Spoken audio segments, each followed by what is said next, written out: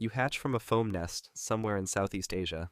The foam breaks apart around you and drops you into a shallow puddle below, and you land with dozens of your siblings already moving through the water around you. Your tail pushes you forward and you start swimming straight away, with your body still small and your legs not yet grown. Then, after a few hours, the puddle starts to shrink. The ground pulls the water down faster than the rain can replace it, and the puddle gets smaller with every hour that passes. Some of your siblings get pushed toward the edges as the water pulls back, and their bodies press into the mud and stop moving. So you push toward the middle where the water is still deep enough to swim, and you stay there. A few days pass, and the puddle keeps shrinking. Then a crow lands at the edge of the mud and walks along the waterline with its head dropping toward the surface. It picks one of your siblings out of the water and lifts off. Then it comes back and picks another. You need to stay away from the edge, so you push deeper into the middle and stay still with only your tail moving. The crow walks the edge a little longer, then leaves. 2 weeks pass, and your back legs push through. Then your front legs follow, and your tail starts to shrink back into your body. The puddle is much smaller now, and most of your siblings are gone. But you're still here. You're a few weeks old now, and your tail is fully gone with your 4 legs carrying your body across the mud for the first time. You're small enough to sit on a thumbnail, and everything out here is bigger than you. You need to eat to keep moving, so you walk toward a patch of wet ground where small insects are sitting on the surface, and you snap one up with your tongue, then another. That's your first real meal on land. But a few minutes later, a crow lands a few steps away from you with its head dropping down toward the mud. It's looking for exactly what you're looking for, and it spots one of the other frogs near the waterline and picks it up before the frog can move. Then it looks toward you. You need to do something, so you pull air into your body and your sides push out, making your whole shape round and wide. The crow tilts its head and walks toward you, trying to work out if you're worth the effort. But your body is now twice the width it was a second ago, so it doesn't fit easily in the crow's beak, and after a few seconds the crow steps away and leaves. That's the first time your body saves your life. You're not fast enough to run from most things out here, and you can't fight back, so the only thing you have is size. Not real size, but the appearance of it. You let the air out slowly, and your body drops back down, and you walk toward the mud again to keep eating. You've worked out how to keep yourself alive for now. But the dry season hasn't started yet, and when it does, the puddle behind you will disappear completely. Skip forward a few months, and the puddle you were born in is completely gone. The ground where it used to be has cracked into dry chunks, and there's no water left anywhere close to you. You need to survive until the rain comes back. So you find a patch of soil and start digging with your back legs, pushing yourself down into the ground until your whole body is below the surface. Then your skin starts producing a thin layer of liquid that wraps around your whole body and dries into a sealed layer, locking the water inside you. That layer is called a cocoon, and it's the only thing that keeps you alive down here. You stay buried like that for weeks, with your body completely still and your legs tucked underneath you. Then the rain comes back, and the cocoon softens and breaks apart, so you push yourself up through the soil and come out onto the surface. Your legs are stiff and your body is slow, so you sit in the mud for a while before you start moving. But a monitor lizard is already moving along the edge of the cracked ground nearby with its body low and its tongue flicking at the air, looking for anything moving. It spots you and walks toward you, trying to grab you before you can react. So you pull air into your body as fast as you can, making your sides push out until your whole shape is round and wide. The monitor lizard lowers its head and pushes its snout toward you, trying to get a grip. But your body is now too wide and too round for its mouth to close around you properly. It tries again from the side, then steps back and looks at you. Then it walks away. You let the air out and sit still in the mud. You've made it through your first dry season, but the rains bring something else with them, other frogs, and not all of them will leave you alone. You're 1 year old now, and the rains have come back. Shallow puddles are forming across the ground, and other frogs are already moving toward them from every direction. You need to find a puddle and claim a spot at the edge before the others fill it. So you walk toward the nearest one and position yourself at the waterline with your body facing out across the water. That's when you call for the first time. You push air up from your body and your throat pushes out into a round bubble, making a loud call that travels across the puddle. It's the first time you've ever done it. But every other male around you is doing the same thing, with their throats pushing out and pulling back in a steady rhythm. This is how a female finds you. The louder and more often you call, the better your chances. But a larger male is already sitting at the best spot at the edge of the puddle, right where the water is deepest, and he pushes his body into yours and shoves you sideways when you move too close to his position. You try to hold your ground, but he's bigger and heavier, so he pushes you back a second time and you end up at the shallower end of the puddle. So you call from there instead, with your throat pushing out and pulling back just like the others. A few hours later, a female walks toward you and stops at the edge of the water in front of you.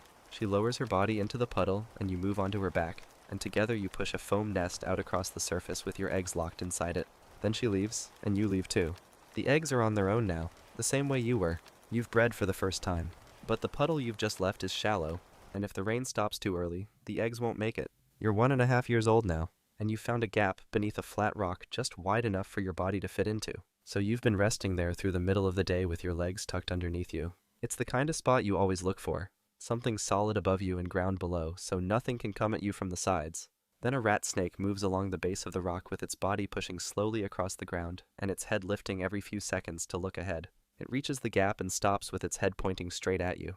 You need to make yourself impossible to pull out, so you pull air into your body as fast as you can, making your sides push out and your whole shape press up against the rock above you and the ground below. That's the only defense you have in a space like this. You can't run and you can't fight back, so the only option is to become too wide and too wedged to move. The snake pushes its head toward you, trying to get its mouth around the front of your body, but your body is now pressed hard against the rock above, so it can't get a proper angle. It pulls back and tries again from the side, with its jaw opening wider this time. But the gap is too narrow for it to turn its head sideways, so it can't get a grip on you from that angle either. It holds its position for a while with its head just inside the gap, trying to work out another way in. Then it pulls back out and moves along the base of the rock and keeps going. You hold your body inflated for a while longer, then let the air out slowly and stay still. That's the first time your defense has worked completely on its own, with no luck involved and nothing else stepping in to help. But the rains are getting heavier this year, and heavier rains mean the ground will flood, and flooded ground means you'll end up somewhere you've never been before. You're 2 years old now, and the rains this year are heavier than anything you've been through before. The ground around your territory fills up faster than it can drain, and the water starts moving across the surface in a slow current that pushes everything with it. You try to hold your position against a clump of grass, but the current pulls your legs out from under you and carries you forward with your body rolling sideways across the surface. You try to dig your legs into the ground below, but there's nothing solid to grip, so the current keeps pulling you further downstream and away from everything familiar. After a while, the current slows and drops you into a wide, shallow pool you've never been in before. You push your legs down and find the bottom, then lift your head above the surface and look around. There are other balloon frogs already sitting at the edges of this pool, with their bodies low and their legs spread wide. You need to find a spot at the waterline to call from, so you walk toward the nearest open patch of bank. But a larger male is already sitting close to that spot, and when you get within a body length of him, he pushes his whole body into yours with his front legs driving forward and his weight behind them. You dig your legs into the mud and push back, with your body pressing into his and neither of you giving ground.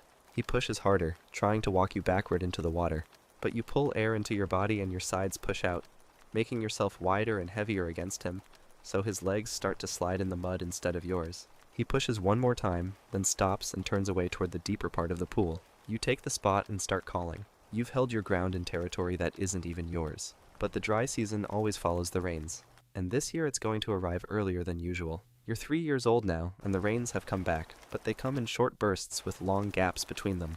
You walk to the nearest puddle and take your spot at the edge, with your throat pushing out and pulling back as you call alongside the other males. A female walks toward you after a while and stops at the waterline, so you move onto her back, and together you push a foam nest out across the surface with your eggs locked inside it.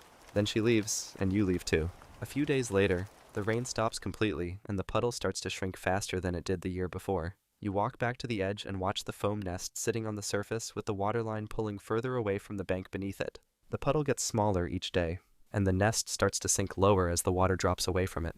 Then the bottom of the nest touches the mud, and the eggs inside dry out before the tadpoles can push through. That's the whole season gone. Every egg you produce this year is lost. So you burrow into the soil and pull your cocoon around you to wait for the next round of rain, with your body still and your legs tucked underneath you. 3 weeks pass before the rain comes back and softens the ground above you, so you push yourself up through the soil and come out onto the surface. The puddles have filled again, so you walk straight to the nearest one and take your spot at the edge. This time the rains hold, and the nest stays wet, and a few days later the surface of the foam starts moving with tadpoles pushing through the bottom and dropping into the water below. You've bred successfully for the second time.